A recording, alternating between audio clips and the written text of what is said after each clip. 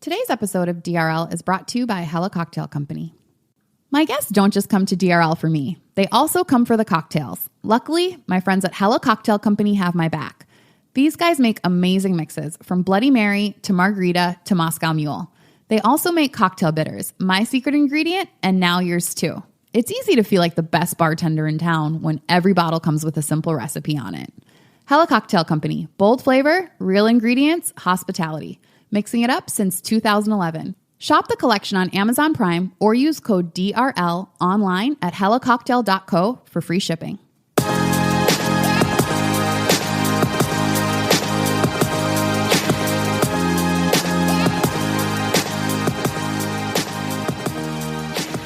Hello, my lovely listeners. Welcome back to another episode of DRL, where we're talking everything dating, relationships, and love. I'm your host, Tanisha Wood.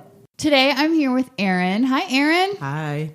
Erin has a crazy story that I found so interesting. So, Erin, you grew up with one sibling. You have a twin. I have two siblings. Two siblings, but you have one of them as a twin. And you never knew who your father was. Never.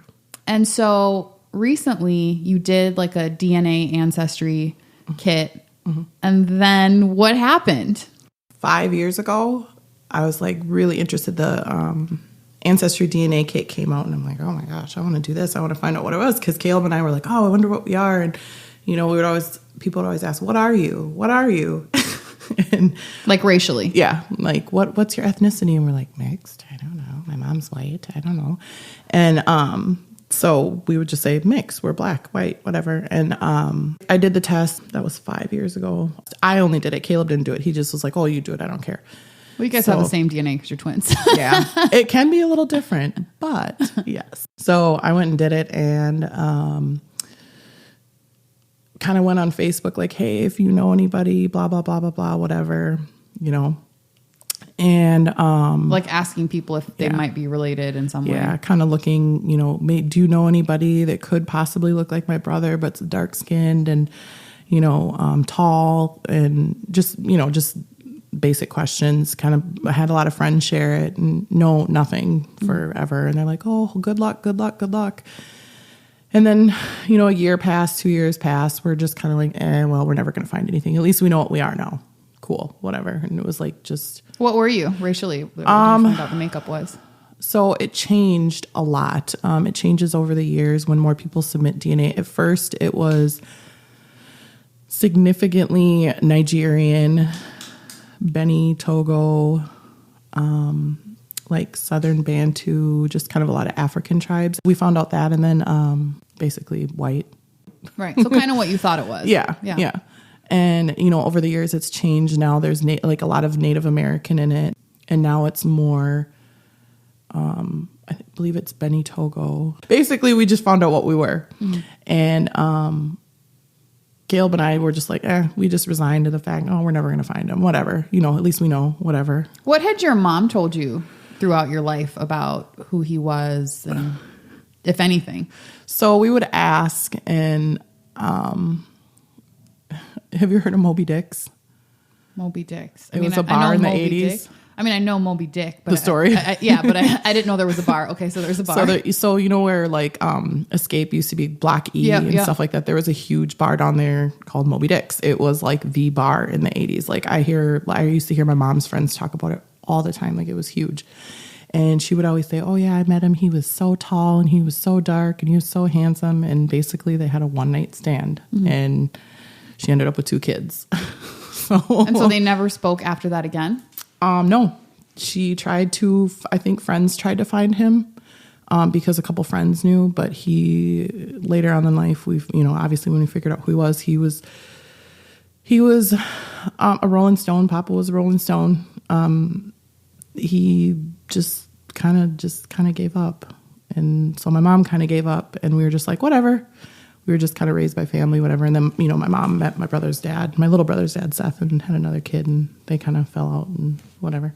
So we just we lived with single mom. That's what it was growing up. So anyways, we had just given up the fact. And then in May. 2019? Yeah, 2019. I got a random friend request, and it was, her name was Leia. but it was spelled Leah like my mom, but she pronounces it Leia. And Leah Scott. And it was a mixed girl. She had glasses on. You could tell she was really tall. You couldn't really see her face very well. Kind of looked at it, when you see a friend request, and you're like, oh, she's trying to sell me something. We don't have anything. Like, I legit thought she was trying to sell me like Herbalife or something. I'm not buying essential oils or your shakes, like, okay? It's not happening.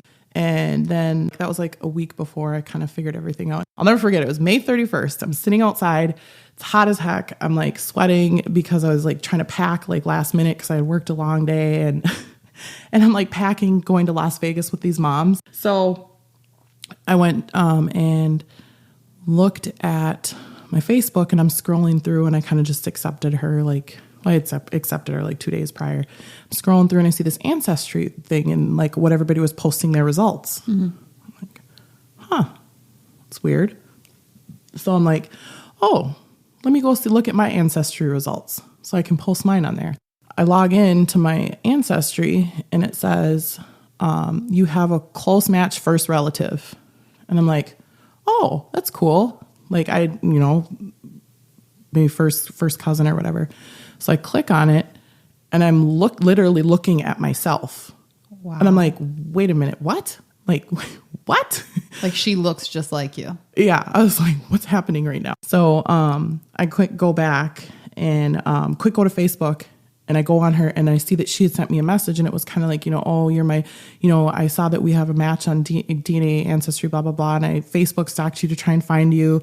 And she basically wrote me the same message on Ancestry. Ancestry. Yeah. At this point, I'm like shaking. I'm like, oh God, what's happening right now? And so like, I immediately started screenshotting pictures. I'm sending it to all these people. I'm like, oh my God, who does this look like? Who does this look like? And they're like, stop it, Erin. Like, why are you sending me pictures of yourself? And like, there was one with her because she had sunglasses on. Like, when we wear sunglasses, we look exactly the same. Mm-hmm. And so I sent a picture to Caleb, and she had her daughter in there. Her daughter's a quarter black. Her older daughter, so she's light. She looks white. And so Caleb says, who's the white girl with you?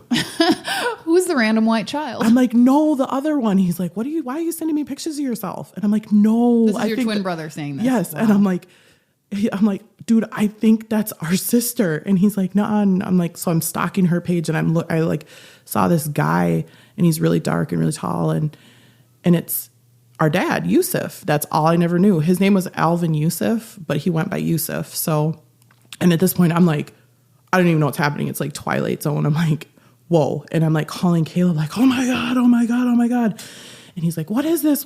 I'm like, this is our dad. Look at him. He looks just like you. Like, Caleb's this like a light skinned spitting image of him. Like, oh my gosh. Creepy. Like, the only thing different is his nose. Like, it is creepy. Me and my sister have his nose like all the way. Wow. Yeah. So we're like, what's going on?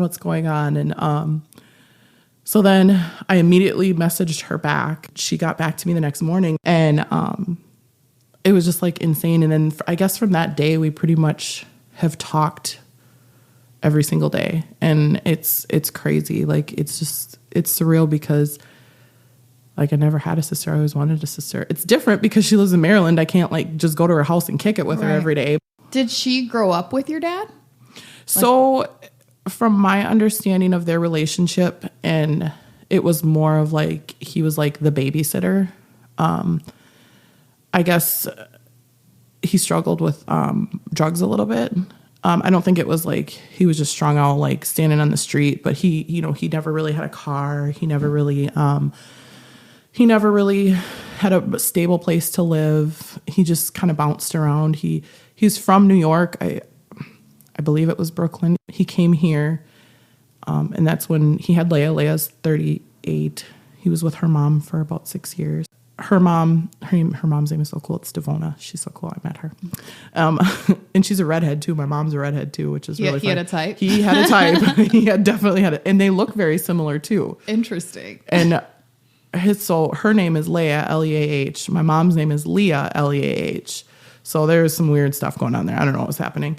But so they look very similar, and I think that's why Leia and I look very similar.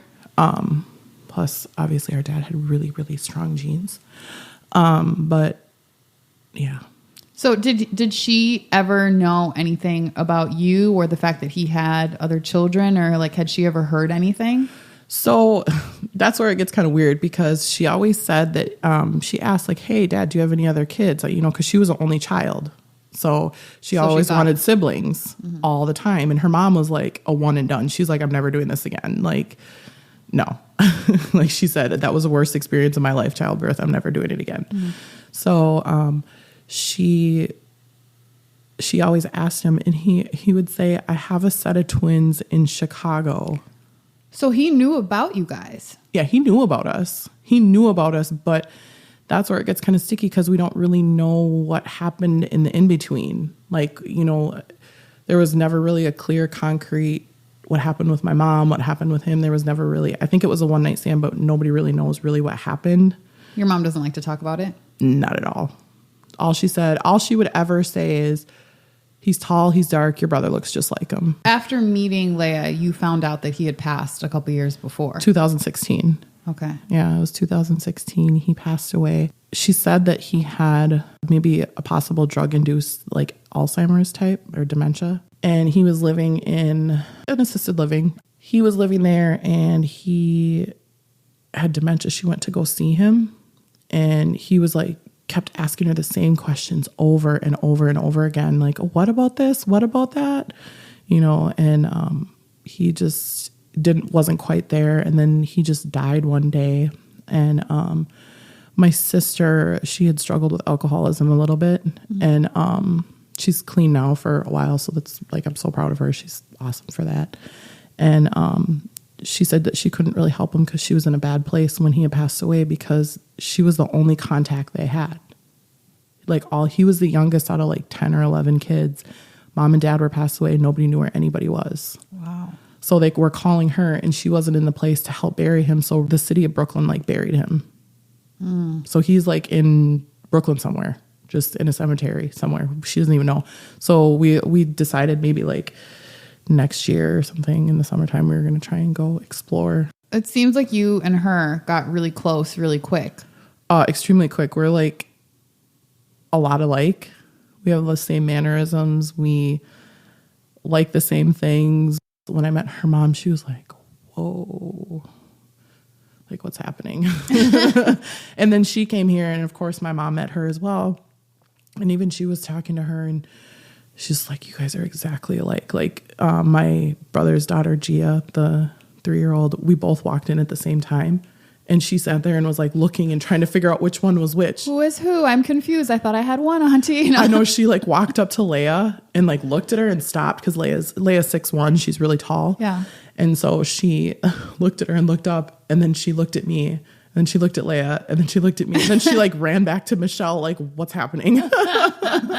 Like she didn't understand. It was really funny. So do you feel resolved in a way after meeting her, and just, you still don't know everything about your dad, but there's things that you did find out, do you feel somewhat resolved? Yeah, there's some sense of closure. Like, we never even knew what he looked like, you know what I mean? And then seeing pictures of him, which some of those pictures are hilarious because I don't know what's happening with the 70s and like late 80s. And he was like in a glamour shots, and he was like inside of a wine glass with like his, I've seen those pictures. I love those pictures. Like I don't even know what's happening. Like, who came up with that? Like, it would be cool if we put your face, but we put it inside a wine glass. He's literally like jail pose. Like, what's happening right now? And you gotta look cheesy. You don't look cheesy enough. More cheese. There it is. Do it.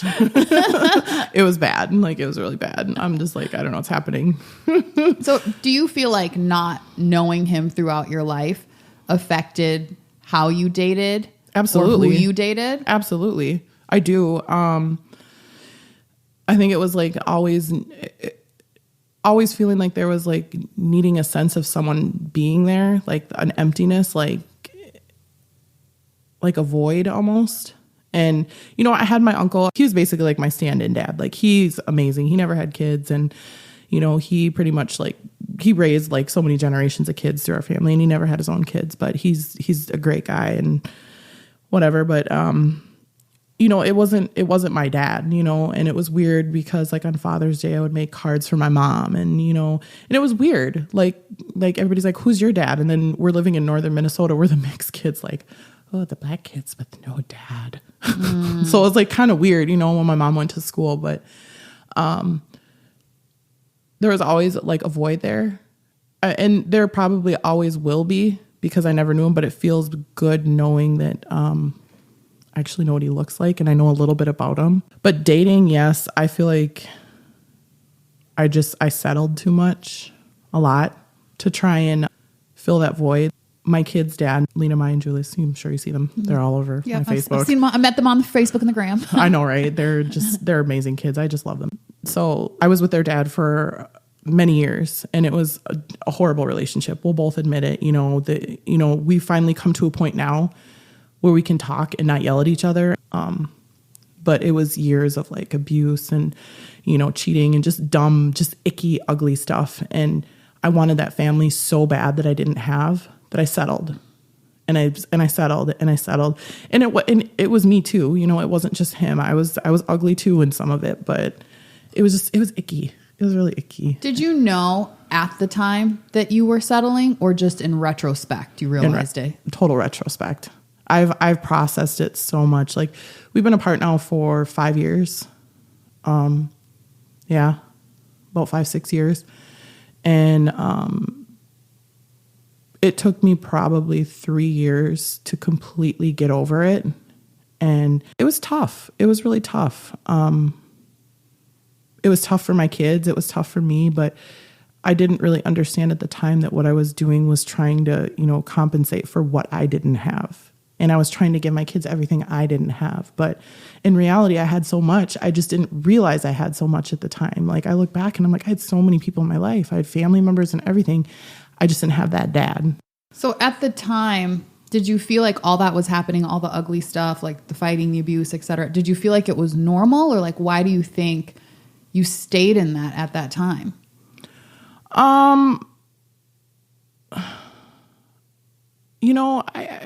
I knew it wasn't normal, but I hid a lot of it. I didn't talk to many people during that time. I lost a lot of friendships, lost a lot of connections that I probably could have had because it was like embarrassing a little bit. This was like physical abuse? Yeah, physical, verbal, just emotional. It was icky. We were toxic for each other. Mm-hmm. And I think I just kind of hid everything and just kind of was like, oh, it's okay. Like, my family knew what was going on. They knew why I didn't show up to, Thanksgiving. Cause I had just gotten in a fight, or like there's one instance where I really got messed up one time and I like had to blame it on tripping over my daughter's blanket. So it was like really ugly. Like, they're like, what's happening? Like, blankets don't do that. I'm like, oh yeah, I tripped over a blanket and smacked my face on the door. No. What did your family say about it? They hated it. They told me I was dumb. They told me leave. I think my brother struggled with it the most, but I would always say, please don't say anything. Don't do anything, because it's, my kid's dad. Just please don't, because like, my family's very calm and very like quiet and cordial and whatever. I, however, am not. I speak my mind, but they are. They keep everything very even keel and whatever. But I didn't get along with his family at all. My family didn't really like him. So it was like really weird. But I was thankful that they kind of stayed out of it, and that my family stayed out of it, because I knew with his family all the time. It was bad. Why are you doing this? And why? I'm like, shut up. But yeah. It was pretty bad. So what made you finally get out of it? Like, what was the wake up call or the light bulb that made you get out of that cycle? So I graduated nursing school. Congrats, by the way. Thanks. And there was one really, really bad incident that happened, and my kids were around and they saw it. And I was like, enough is enough. And it was like the second day on my new job. It was May 27th, 2014. And I'll never forget that day either. And I left. I said, enough. I'm done. Enough. I got my stuff and I never turned around. I never looked back. Wow. I said, enough is enough. I'm not, because I had a son at that point. I didn't want my son to think, I mean, my kids are not small. If you see my kids, they're not small kids. My kids are not going to be small. I don't want to raise a black son to think it's okay to put their hands on people. And, it's not okay. And I don't want to raise my daughters thinking that they can settle to believe that it's okay. Oh, a man can hit you and you're just supposed to stay. Like, that's not what I want to raise. Like, that's not who I am. And anymore, I'll say anymore. That's not who I am anymore. And I think it gave me some sense of I'm free when I was able to take care of myself. And I know it sounds bad, like, oh, you waited till you graduated and whatever. I know, but it gave me some sense of I can do this on my own now. Yeah, I can do this. I don't need you. And it felt good. Yeah. Did he try to get back with you at that point after that? Or did he let it go as well? I think he knew it was done. I went over there one more time and we just had this big, giant crying fest and everybody was crying and it was just ridiculous. And it was just me and him and how could you leave me and how could you do this? And my family's coming. I'm like, I'm not going to play house with you anymore. I'm not going to play house. You cheat on me. You hit me. I'm not doing it anymore. We're done. We're done. And now he's actually with the woman he's married to right now. He was with her at the time. And hey, they have their relationship. They're fine. I get along with them just fine. Right. We've had our ups and our downs. We've had our public blowouts, whatever, but we get along fine. And it works. It works. Did your kids ever say anything to you about it? About just what was happening at the time? Were they exposed on a level where they took it in? Yeah. What did they say? So my oldest daughter was very... How old is she? She's 14 now. Her name's Lena. She was very, very verbal with how she felt about it. She didn't like it. She was very angry with both of us for a while. Why do you guys have to fight? Why do you guys always have to fight? It's not fair. It's not fair. I felt kind of bad because they would say to their dad, why do you always make mommy cry? Why do you always make mommy cry? And then it's then that would start a fight. It kind of got ugly and... it took a while, but it's done. Good for you, Erin. It's done. And good, like I said, we're cordial. We can actually talk. It's really good. We both had to come to Jesus talk with each other and we're getting along fine. So after that, did you start to date again or did you get back out there? Okay. So the dating pool in Minnesota is an absolute joke. I've heard. Yes, I dated. Yes, it was weird because I was with him for 10 plus years on and off. And it was really, really, really weird. And I haven't really connected with anybody. I think honestly, I know it sounds so weird, but maybe finding my sister, finding my family has given me a little bit of closure. And maybe I'm a little bit more calm, a little bit more open-minded to trying new things and stuff like that. Yeah. When you got back to dating, did you have a different mindset? After coming out of this, crazy situation, after coming out of this crazy situation, this abusive relationship, did you have a new mindset in dating now? Were you looking for different things? What were you thinking about that was different than maybe 10 years ago when you'd met him? I would say that I was quick to cut people off, very quick. I still to this day am terrified of abuse. And so if I see any type of anger or anything like that, I just back away. I'm just I'm done. I cut people off. I never, ever want to go through that again. And I think that's one of the truly the early signs of somebody who can be abusive is not being able to control their emotions and their anger. As an adult, if you can't help when and how you get angry and how you express that, I think that's a key red flag. Watch that. Time to go home. And even if they get angry at other people and it might not be directed at you, you might see them I just got so mad at this person in traffic and they just get irate. Well, one day that might be you that they get mad at. Mm-hmm. Yeah, I know.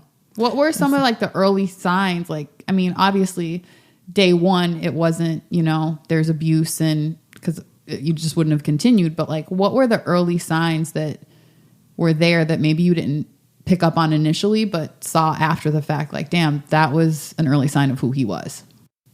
Yeah, there were a lot, but they're kind of ugly. I don't really talk about them. Okay. They're pretty ugly. It was very, they were ugly. Okay. And I probably should have left. And my mom actually convinced me to stay with him because I was pregnant with my second child and she didn't want me to be a single mom forever. And she convinced me to stay. So sort of not wanting you to go through what she went through in terms of having to raise children alone. Yeah. Which in reality I was for 10 years because he was nowhere to be found. But yeah. So you have a baby on the way. Yeah.